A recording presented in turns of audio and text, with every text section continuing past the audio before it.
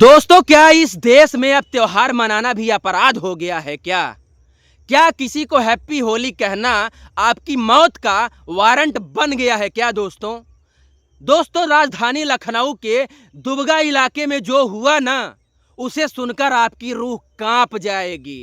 21 साल का होनहार दलित युवक सूरज गौतम सिर्फ इसलिए मार दिया गया ना दोस्तों, क्योंकि उसने अपने पड़ोसी को होली की बधाई दी थी दोस्तों। उसकी सिर्फ और सिर्फ इतनी सी गलती थी दोस्तों। क्या यह सिर्फ एक मर्डर है? नहीं, यह उस सड़ी गली जातिवादी मानसिकता का नतीजा है दोस्तों, जो आज भी इंसानों को इंसान नहीं समझती हैं। आज हम इस वीडियो में उस तिवारी परिवार और उस सिस्टम की पोल खोलेंगे दोस्तों, जिसने एक दलित के खून को पानी समझकर लिया है दोस्तों। जी हाँ, नमस्कार, मैं सुग्रीव कुमार।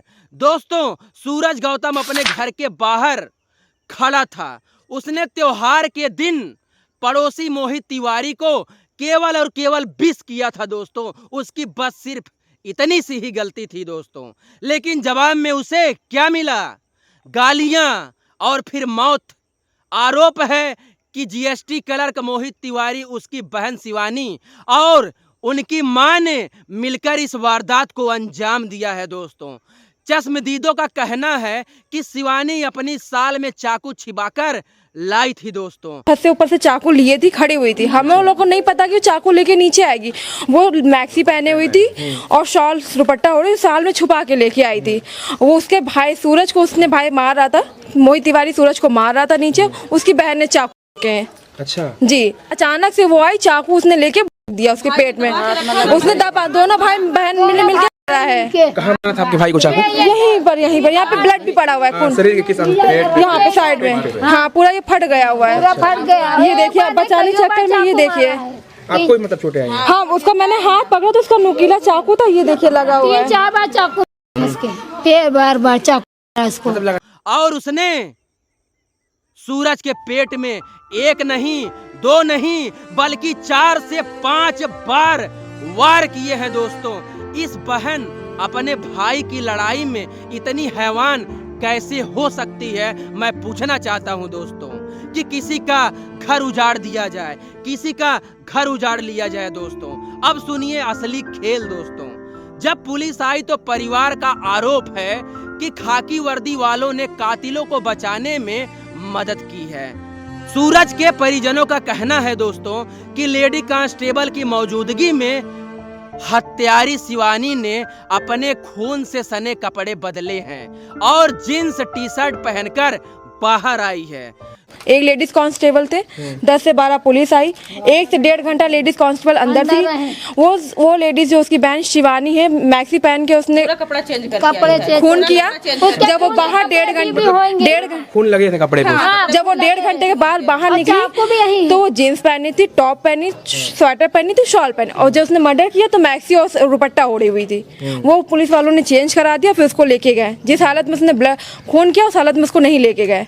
बकायदा वो यहाँ से अच्छे से तैयार होके गई है। तैयार होके लेके जी। दोस्तों, क्या पुलिस का काम सबूत मिटाना है?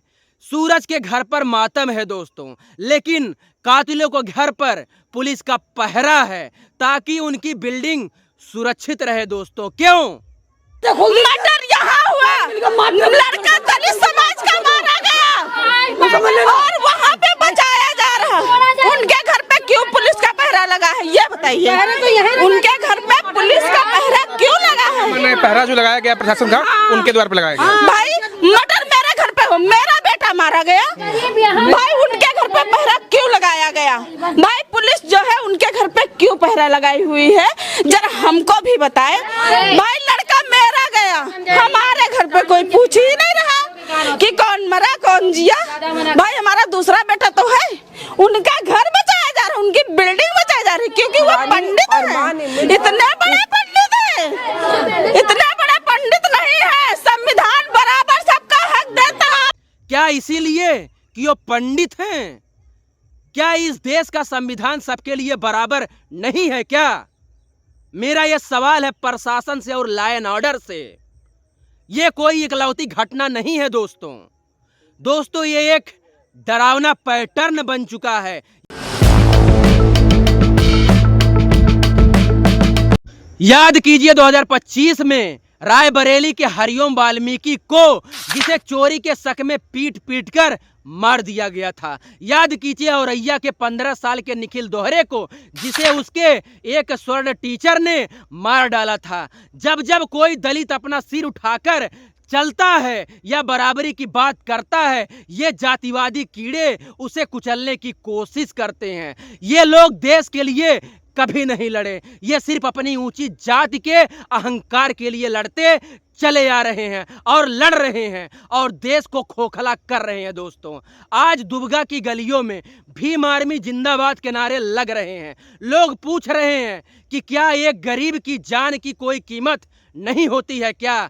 सूरज की बुआ और उसका परिवार चीख चीख कर रो रहा है, चिल्ला रहा है कि उन्हें मौत के बदले मौत चाहिए। सबने देखा ये घर है, ये घर इस बच्चे का, ये घर है, इसके सामने ये सब यही थे। मर्डर हुआ, चाकू किसी ने देखा नहीं, बिना चाकू के मर्डर हो गया। तो सबूत किसके पास है? उसके घर में या हम लोगों के पास है? हम लोगों के पास तो होगा नहीं, वहीं में होगा ना।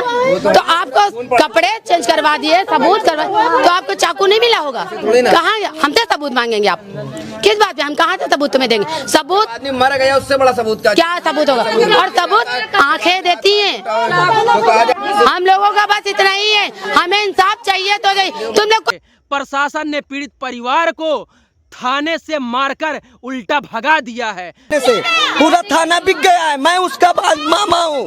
बॉडी लेकर गए तो बॉडी तक और मुस्लिम को दिखाया नहीं जा रहा है। वो तीनों है कहाँ? ये बताइए, तीनों है कहाँ पर? हम लोग देखे तो बंदे की बाहर। मुझे बताइए, बताइए, हम बताइए। हम इसका मतलब दलित समाज से हम, तो इसका मतलब मुझे दबाया जाएगा। लाठी चार्ज किया है। क्या यही न्याय है? क्या हम ऐसे ही अंधविश्वास और जातिवाद के जाल में फंसे रहेंगे और ये लोग देश को तार तार करते रहेंगे? प्रशासन कान खोल करके सुन ले। सूरज गौतम के हत्यारों को बचाना बंद करो। पुलिस की मौजूदगी में कातिल लड़की के कपड़े बदलवाना और सबूत मिटाना शर्मनाक है, संविधान का खिलाफ है। क्या संविधान सिर्फ ऊंची जाति वालों के लिए है? हमें खोखले वादे नहीं, इंसाफ और फांसी चाहिए।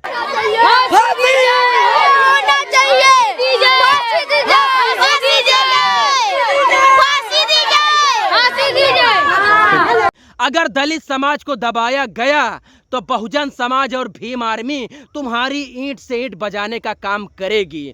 दोस्तों, सूरज तो वापस नहीं आएगा, लेकिन क्या उसे इंसाफ मिलेगा या ये फाइल भी किसी दफ्तर में धूल फांकती रह जाएगी? दोस्तों, हमें जागना होगा। दोस्तों, बाबा साहब ने कहा था, शिक्षित बनो, संगठित रहो और संघर्ष करो।